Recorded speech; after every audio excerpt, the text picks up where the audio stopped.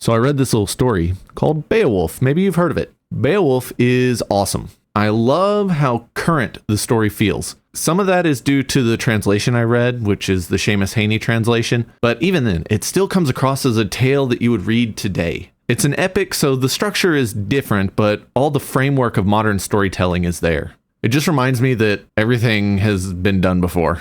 I want to share some highlights from the story. I believe that hearing someone talk about their favorite scenes in a down-to-earth way can enhance the reading experience. So let's get into it. The story starts with a tale about the lineage of the characters and how they came to be where they are, and along with some lines about Grendel not being happy about the locals enjoying themselves. So he goes into the town and just kills them every once in a while. I guess put them in their place or something. Beowulf hears about it and he comes to town. And the way he comes to town is just so cool. Him and his crew just roll up onto the coast like some spec ops dudes ready to get things done. The way it's written in the story is just so cool. I just pictured it in my head, these badasses in this like super nice armor, and they just step off this boat on this like foggy day, and they're just like, we're here to get it done. So Beowulf rolls into town and tells the king what he plans to do, and after dinner, they bed down for the night in the wine hall, and the wait begins. At this point, you get to experience Grendel and just how dark and creepy he is, and the way the atmosphere is built in this story as Grendel makes his way out of the swamp toward the wine hall. It's just so cool, and the foreshadowing of the battle between him and Beowulf. After the fight, you find out that Grendel is protected from men's weapons. Like, it's kind of talked about, and it's one of the reasons why Beowulf afterwards is like, well, I had to destroy him with my bare hands. He can't be hurt by weapons. And I like this a lot. I love how Beowulf is hiding in the shadows when Grendel comes in. And I had that moment where I thought, which one of these is the monster? I'm not locked in here with you. You're locked in here with me. Then the whole epic fight happens. And after the fact, Beowulf is explaining kind of how the fight went down. And he says that he wanted to choke Grendel out, but Grendel kept thrashing about, so he just ripped his arm off, and Grendel limps back to the swamp and dies. Imagine someone trying to put you in a chokehold, transitioning to an arm bar, and you just let them tear your arm off so you can get away. It's just ridiculous. It's so cool. And then Grendel's mother finds out that Grendel's dead, and this is all after like Beowulf's like, look at this, I got an arm, look. And everyone's like, woo, Beowulf, you're the hero, you're so cool. And they mount the arm up in the wine hall, and then Grendel's mom shows up. And she's pissed, and she wants vengeance. And when she can't find Beowulf, she just kills some people, snatches someone, and then just, takes off to her lair with the arm. And Beowulf finds out the next morning and makes his way into the swamps to deal with her. He swims down into this deep water and fights her underwater, and she drags him into her lair. Now, he's fighting with her on her home turf, so this is not good. But it's Beowulf, and he's awesome.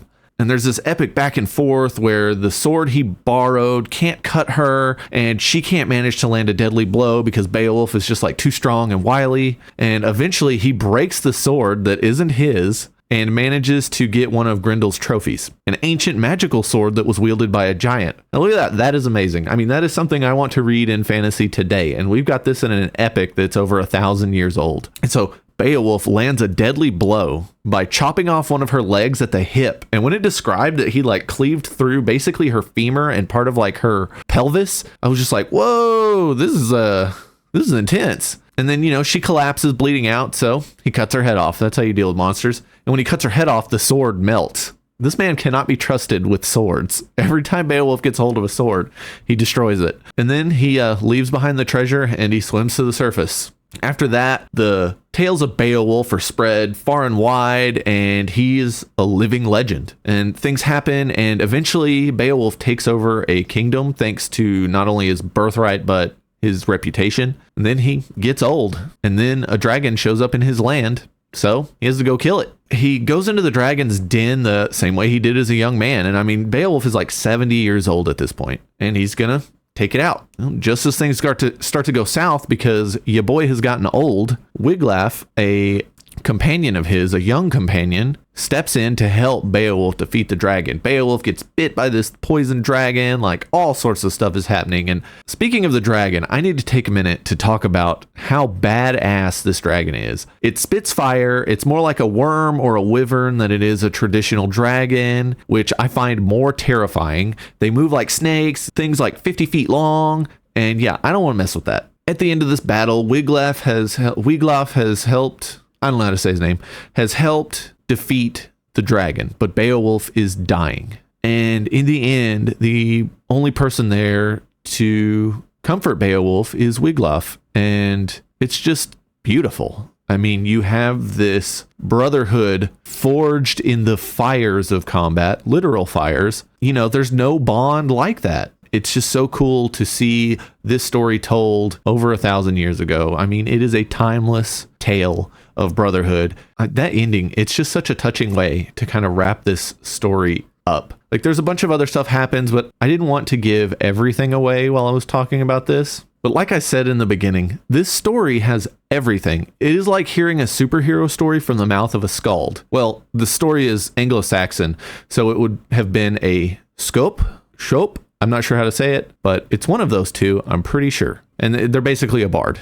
Beowulf explores themes of heroism, valor, and the timeless struggle between good and evil, exemplified by Beowulf's battles with Grendel, Grendel's mother, and the dragon. Loyalty and allegiance are paramount, as seen in Beowulf's dedication to King Hrothgar and his people. I forgot to mention Hrothgar is the king at the beginning who keeps having his people eaten by Grendel. The concept of fate, the pursuit of reputation and legacy, and the significance of physical strength and combat skills are central to this story. I mean, this is everything I want in fantasy now, and I'm getting it all the way back then. It's so cool. Another lesson you learn from this story is that time remains undefeated. We see one of the greatest men to ever live eventually fall because he got old. Shit gets hard when you're old. Luckily, Beowulf was the type of man to have people willing to step up and help him carry on his legacy. Oh, and the most important lesson, you can never trust the Swedes. They will try to take you out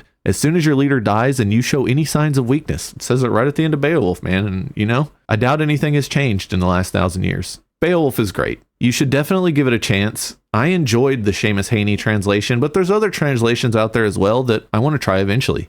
I highly suggest that you listen to this story. Epics like this deserve to be experienced in the proper medium, which is the spoken word. So go out and get yourself an audio version of this. Now, I will say the Seamus Heaney version I had that I got from Audible actually has Seamus Heaney at the end of it talking about why he translated this epic and kind of the mechanics behind it, kind of how he changed words or why he changed them in certain ways. And it is just as fascinating as the story itself. And I think you get that in a couple of the other ones. And, you know, granted, we're not listening to it in Old English, but just hearing an epic through the mouth of a gifted narrator is about as close as we're going to get to an Old English bard that will understand. Definitely go check that out. The reason I made this video is because, you know, more people should read this. It's just great, especially all you fantasy nerds out there. Like, Beowulf is awesome. You see a lot of the things in Beowulf that you see in all fantasy stories. Now, granted, Beowulf was an inspiration for early fantasy writers, and so, of course, you're going to see newer fantasy writers influenced by those older fantasy writers, but you need to go back to the source. Get yourself some first-hand knowledge. Let me know in the comments if you've read Beowulf. Especially let me know in the comments what your favorite translation is, because I'm not going to read the Old English version. My brain just won't do it. I tried in high school, didn't work. It's one of the reasons it took me almost 20 years to finally read Beowulf. But let me know in the comments if there's any other epics like this that I should look into, especially if they have good translations as audiobooks. I want to thank you for watching, and with that, I'll see you next time.